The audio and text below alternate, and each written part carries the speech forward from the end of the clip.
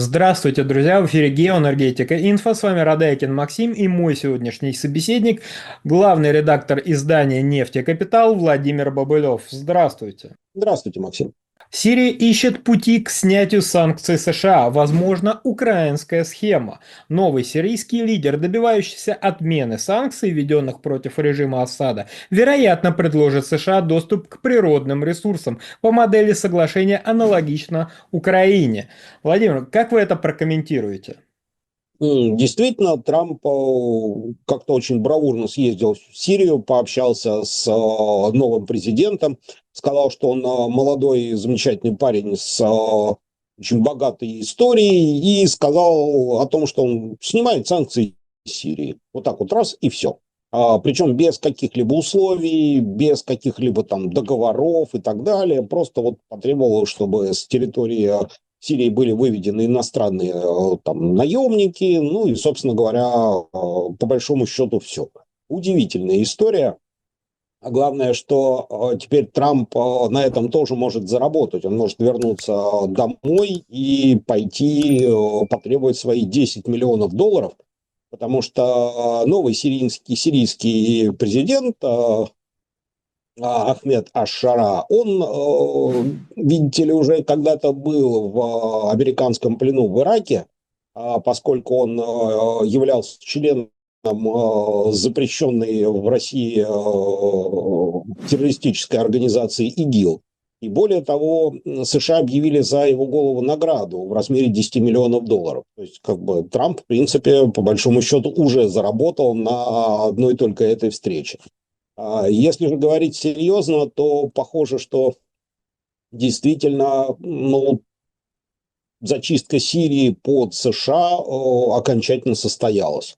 То есть сначала, соответственно, Сирия была очищена от так называемого режима Асада, а затем Сирия фактически была в общем и целом очищена от российского присутствия. Ну, а то, что США находились там все это время, и американские военные базы располагались на территории Сирии уже больше 10 лет, и находились они в основном в районе крупнейших нефтегазовых, ну, прежде всего, нефтяных месторождений, и сирийская нефть перевозилась американскими военными, ну, фактически контрабандным способом в Ирак, это ни для кого, в принципе, не секрет.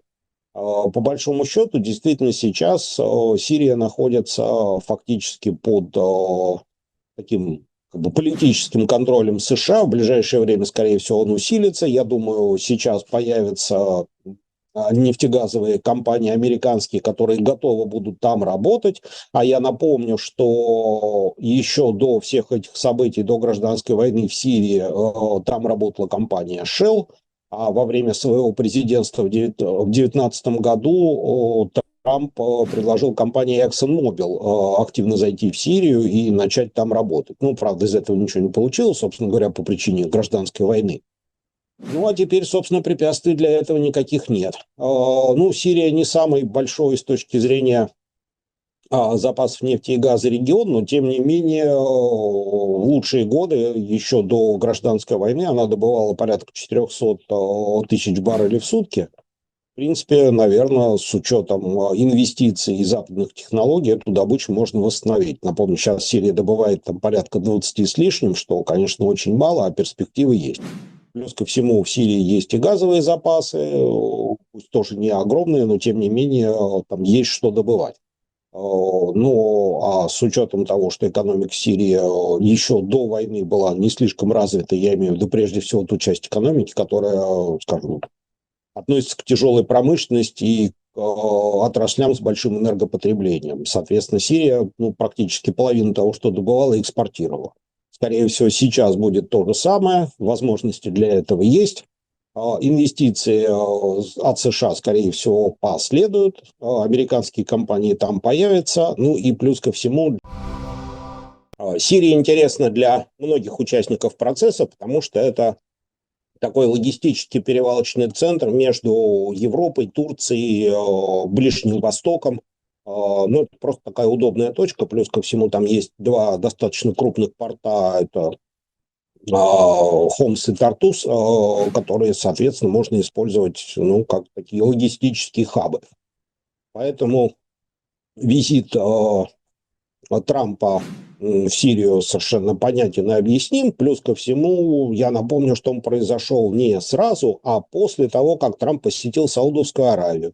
И более того, в Сирию на встречу с бывшим игиловским лидером отправилось двое: Трамп и наследный принц Саудовской Аравии Мухаммед бин Сальман, который, в общем, как бы всячески приветствовал этот визит, эту встречу и договоренности по поводу Сирии.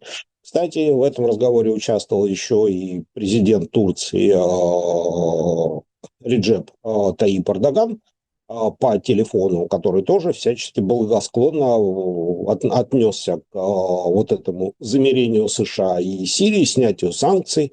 Поэтому есть такое ощущение, что США пришли в Сирию всерьез, надолго, а Россия, к сожалению, позиции там потеряла, что очень печально, потому что для нас, конечно, этот регион, опять же, был чрезвычайно важен, как с точки зрения ресурсной, потому что многие российские компании, когда Россия еще в Сирии была сильна и активно взаимодействовала с правительством Асада, многие из российских компаний заключали соглашения на геологоразведку, на строительство новых НПЗ или хотя бы на восстановление старых. В Сирии было два НПЗ, они были серьезно повреждены во время войны. Соответственно, при помощи России НПЗ в Баянисе удалось восстановить и даже запустить хотя бы в каком-то объеме.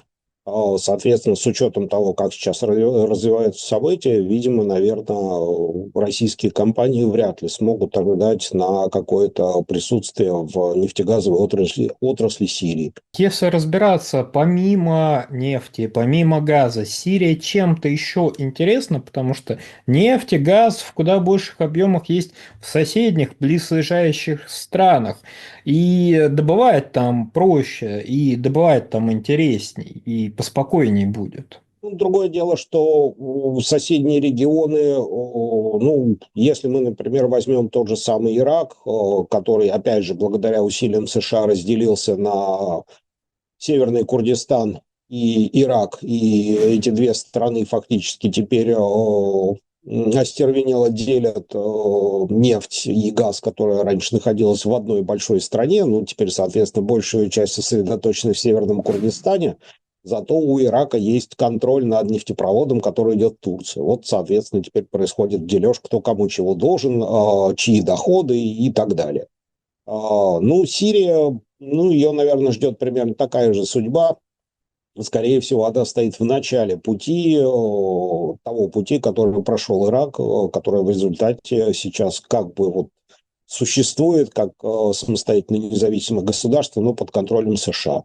Ну, видимо, скорее всего, в Сирии будет примерно то же самое, поскольку в обмен на инвестиции Сирии придется отдать все, что у нее есть, а кроме нефти и газа, по большому счету, в Сирии, наверное, особо нет больше ничего.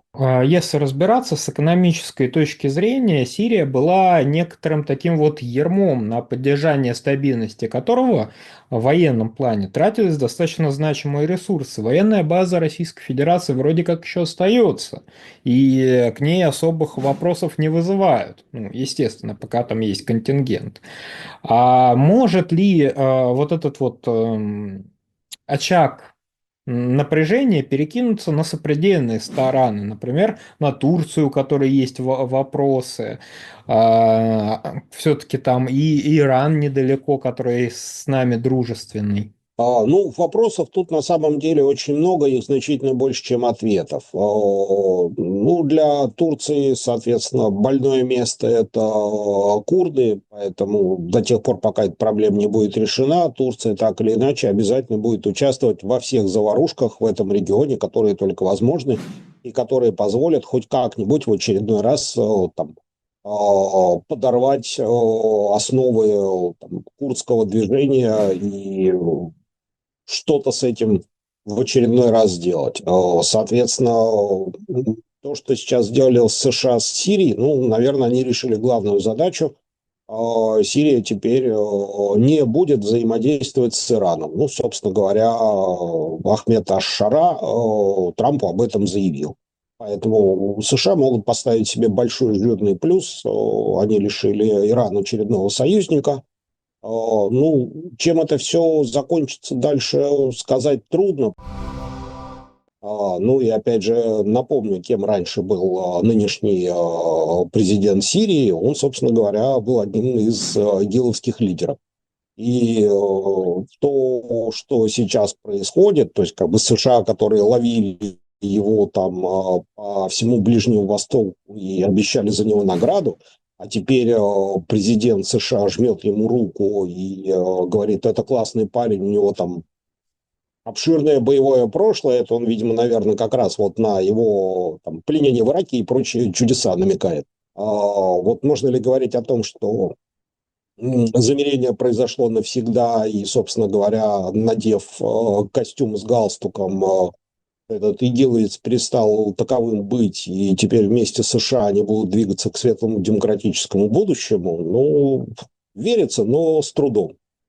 Ну, соответственно, пока вот как бы решен главный политический вопрос, соответственно, Сирия перестала быть союзником Ирана, российские возможности в Сирии ограничены, США получили контроль над еще одной страной на Ближнем Востоке. Сплошные плюсы. Я бы тут не согласился в части того, что вот текущий президент Сирии, надев костюм, он не получит какую-то рукопожатость. Все-таки вспоминая президента Бакассу, который известен тем, что он был людоедом, его вполне себе неплохо принимали и во Франции, и в Соединенных Штатах, и рукопожат был, и все у него было отлично, достаточно долгое время. Так что этот хотя бы людей не кушает, уже хорошо. Но чтобы два раза не вставать, а как там дела у наших хуситов достопочтенных, которые умудряются выпиливать многомиллионные дроны Соединенных Штатов?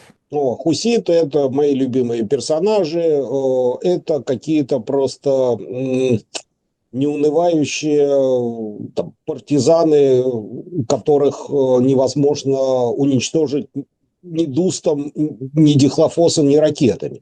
То есть все, что происходит так или иначе, вот США там собирают авианосцы, стреляют по ним огромным количеством ракет, достаточно дорогих. Что-то у них там поражает, уничтожают, после этого хуситы опять вылезают и опять наносят свои удары. То есть сейчас вроде как вот эта вот угроза, все, 17 мая вам конец, и мы, соответственно, начнем там взрывать все суда там, американские, с американской нефтью, с американским флагом. Там, даже если мы найдем на нем американскую бейсболку, мы все взорвем.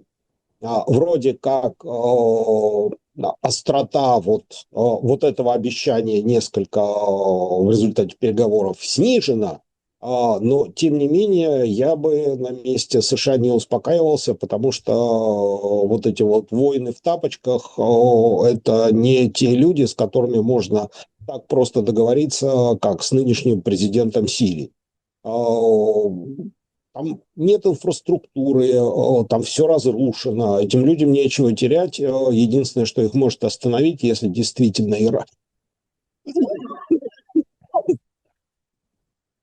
Там нет инфраструктуры, там все разрушено. Единственное, что их может остановить, это если Иран прекратит их поддержку. Ну а для Ирана, у которого после нескольких таких чувствительных ударов и провалов союзников становится все меньше и меньше, ну, скорее всего, они будут дорожить все-таки такими союзниками, как хуситы, которые, я думаю, обходятся им не столь дорого, как все остальные, скажем, вложения в какие-то военные дела. Поэтому, наверное, хуситская история, ну, это почти вечная история, ну, как, наверное, и сомалийские пираты. Владимир, большое спасибо за комментарий. Друзья, подписывайтесь на телеграм-канал Геоэнергетика Инфо, подписывайтесь на телеграм-канал Нефтекапитал. Крайне рекомендуем, крайне интересное издание. Ссылки будут в описании и закрепленном комментарии. Там же будут реквизиты для желающих финансово поддержать наш проект, чтобы мы и дальше также бодро вещали на всех площадках без монетизации. Спасибо, до новых встреч.